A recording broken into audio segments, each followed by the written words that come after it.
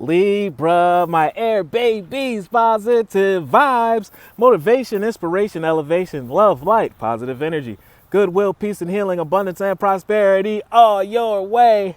Please like, share, comment, and subscribe. If this page has been a blessing to you, check out my LinkTree. Link is in the bio. I do have some special treats there for you. Your word of the day is self-love.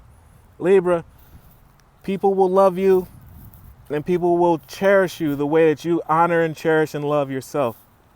No one can ever love you more than you love you. So I need you to be your biggest cheerleader right now, because the world needs what you're doing and the way that you've been working, draining yourself. You need to fill yourself up with love, confidence, reassurance within yourself. That way you know you'll never stop. You'll always will be fulfilled, and you won't have to rely on anything else because you're a leader.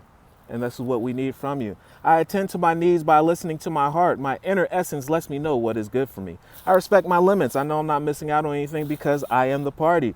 I answer the requests of my body and soul. Thus, I learn to love and honor myself. Love one another.